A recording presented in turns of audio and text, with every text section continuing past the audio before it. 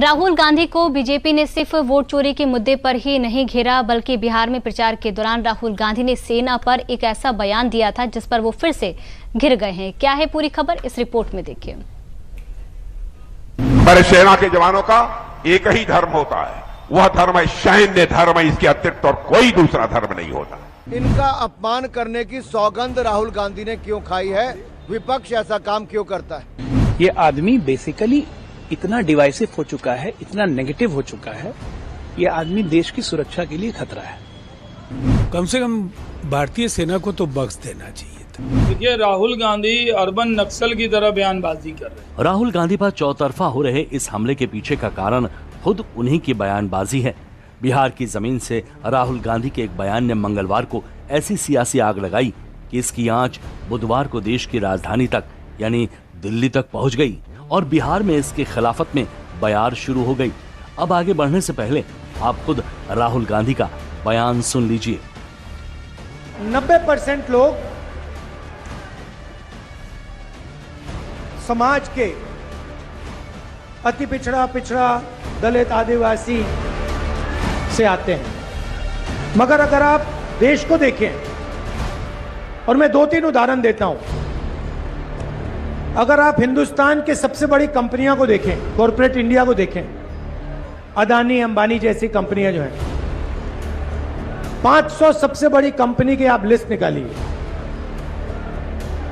और इसमें पिछड़ा, अति पिछड़ा, दलित, महादलित, अल्पसंख्यक, आदिवासी को ढूंढ के निकाल दीजिए, आपको कोई नहीं मिलेगा। सारे के सारे 10% आबादी में से आते हैं। ब्यूरोक्रेसी में उनको जगह मिलती है। आप जुडिशरी देखिए, वहां भी उनको सब मिलता है। सेना में उनका कंट्रोल है। दरअसल मंगलवार को बिहार चुनाव के पहले चरण के प्रचार का आखिरी दिन था और इसी दौरान राहुल गांधी ने औरंगाबाद जिले की कुटुंबा विधानसभा सीट पर एक चुनावी रैली के दौरान ये बयान दे दिया। लेकिन अब यही बयान उनके लिए मुसीबत का सबब बन चुका है, क्योंकि बीजेपी को घेरने के चक्कर में राहुल गांधी ने एक बार फिर से सेना को सियासत में खींचने की कोशिश कर डाली है और अब इस पर खुद रक्षा मंत्री राजनाथ सिंह ने पलटवार कर दिया है। ठीक है, अगड़ा करिए, पिछड़ा करिए, आरक्षण होना चाहिए। आरक्षण के पक्षधर हम भी हैं, हमारी पार्टी भी है, आरक्षण दिया भी है। जितने गरीब हैं सबको आरक्षण दिया, दूसरे वर्गों में भी जो गरीब हैं उनको भी आरक्षण दिया। लेकिन सेना के बारे में जाति पात के आधार पर, बहनों भाइयों, मैं समझता हूं कि चर्चा तक नहीं होनी चाहिए। हमारे सेना के जवानों का एक ही धर्म होता है, वह धर्म है सैन्य धर्म है। इसके अतिरिक्त और कोई दूसरा धर्म नहीं होता। यह देश के हित में किसी भी सूरत में नहीं है। और मैं कांग्रेस के दोस्तों से कहना चाहता हूं, कम से कम हमारी सेना को राजनीति में मत घसीटिए। जब जब इस देश पर संकट आया है तो हमारे सेना के जवानों ने अपने शौर्य और पराक्रम का परिचय देकर भारत का मस्तक ऊंचा किया है। जाति, पंथ और मजहब की यह राजनीति ने देश का बहुत नुकसान किया है, बहुत नुकसान किया। और हम लोगों की सोच तो यह है कि समाज के सभी वर्गों का उत्थान होना चाहिए। हमने 2 राष्ट्रपति बनाए, एक दलित समुदाय से एक राष्ट्रपति हम लोगों ने बनाया और दूसरा यदि बनाया तो भारत के इतिहास में पहली बार बना है तो आदिवासी समुदाय से हम लोगों ने राष्ट्रपति बनाने का काम किया। हम समाज के सभी वर्गों को साथ लेकर चलना चाहते हैं। जाति, पंथ और मजहब के आधार पर हम कोई भेदभाव नहीं करना चाहते। राहुल गांधी पर बीजेपी का ये तीखा हमला इसलिए भी है क्योंकि ये पहली बार नहीं जब राहुल गांधी ने सेना को सियासत में खींचने की कोशिश की है। इससे पहले भी कई बार राहुल गांधी ने ऐसे विवादित बयान दिए हैं जिन्हें बीजेपी ने सेना का अपमान वाला माना है। हालांकि कांग्रेस राहुल गांधी के बचाव में उतर आई है, जबकि बीजेपी भी इस पर फ्रंट फुट से बैटिंग कर रही है। राहुल जी ने सही तो कहा।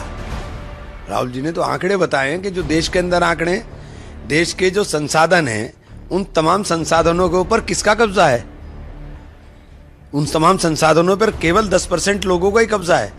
10% लोग, चाहे वो कोई भी हो, 10% लोग राज करें, 90% गुलामी करें। इस दिशा की तरफ पूरी तरह से तेजी के साथ कदम बढ़ाती हुई ये भाजपा सरकार है। भाजपा सरकार की सारी नीतियां जो संविधान को खत्म करने की हैं, वो सिर्फ इसीलिए हैं कि बाबा साहेब के सपनों को चकनाचूर किया जा सके। जो काम विदेशी ताकतें देश को तोड़ने का नहीं कर सकती, वो कुछ राजनीतिक दल, विशेष तौर पर राहुल गांधी जी करते हैं।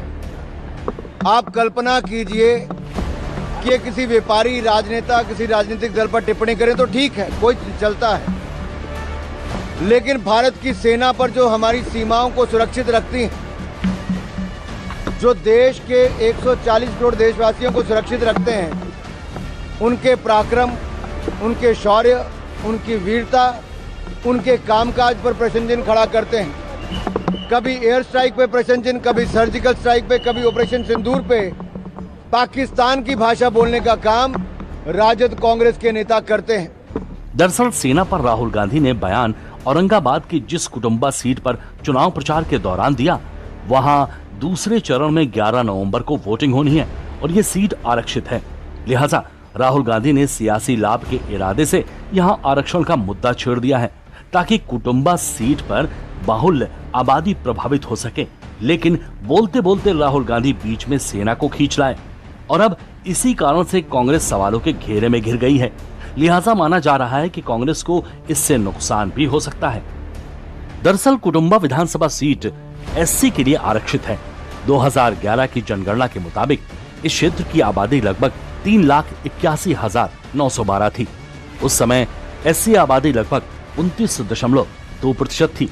बाकी 70% की आबादी अन्य जाति वर्गों जैसे ओबीसी, ईबीसी और जनरल थी। इस बार इस सीट से खुद बिहार कांग्रेस के अध्यक्ष राजेश राम मैदान में हैं। दूसरी तरफ कांग्रेस के सामने HAMS से लालन राम मैदान में हैं। 2020 के चुनाव में इस सीट पर कांग्रेस के राजेश कुमार को जीत मिली थी, लेकिन जीत का अंतर महज 16,500 के करीब था और अभी दूसरे चरण के चुनाव में कम से कम 5 दिनों का वक्त है और इतने दिनों में बीजेपी राहुल गांधी के बयान को भुनाना जरूर चाहेगी। बीजेपी राहुल गांधी के बयान को जोर शोर से जनता के बीच उठा भी रही है। हालांकि जाति को लेकर ये राहुल गांधी का कोई पहला बयान नहीं है, लेकिन इस बार उन्होंने इसका जिक्र करने के लिए सेना का उदाहरण दिया है, जो एक बड़ा मुद्दा माना जा सकता है। ये आदमी बेसिकली इतना डिवाइसिव हो चुका है, इतना नेगेटिव हो चुका है, ये आदमी देश की सुरक्षा के लिए खतरा है। अब पूरे देश को शर्म है कि ये आदमी हमारा लीडर ऑफ ऑपोजिशन है, जिसको आगे नात न पीछे पगहा, कोई चीज का ज्ञान नहीं है इनको। कुटुंबा में बोल रहे थे, कुटुंबा किस जिला में पड़ता है पूछ लीजिएगा ना तो नहीं पता चलेगा। ईयर ड्रॉप करके बैक ड्रॉप की टीम, कम्युनिस्टों की टीम इनको कुछ लिखे देती है कि आज ये बोल देना है राहुल बाबा। कभी जियो फोन से डायल करोगे तो अडानी के पास चला जाएगा। कभी पांडव के जमाने में जीएसटी नहीं लगता था। कभी ये राहुल गांधी है ही नहीं, राहुल गांधी जो आप देख रहे हो तो मर गया। अरे भाई लेवल क्या है तुम्हारा? हमारे लेवल के नहीं हो, आम आदमी के लेवल का नहीं है ये आदमी। ये आदमी डिफरेंट लेवल से है। देखिए, राहुल गांधी अर्बन नक्सल की तरह बयानबाजी कर रहे हैं। ये क्या भाषा है? ये कहना कि सेना पे कंट्रोल कर रहे हैं एक आबादी के बारे में। सेना के लोग जात धर्म से ऊपर उठकर काम करते हैं। तो कोई भी कहीं पर आखिरी उम्मीद होती है तो लोग सेना का नाम लेते हैं। राहुल गांधी बयान देते वक्त ये भी ध्यान नहीं रखते कि वो किस संस्था के लिए बोल रहे हैं।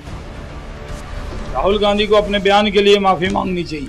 कुल मिलाकर कांग्रेस जहां राहुल गांधी के बयान को सच्चाई बता रही है, वहीं दूसरी ओर बीजेपी इसे बिहार चुनाव में एक नया मुद्दा बना सकती है और ये बयानबाजी इसी ओर इशारा कर रही है। हालांकि इसका असर क्या होगा ये पता 14 नवंबर को तब चलेगा जब बिहार चुनाव के नतीजे सामने आएंगे।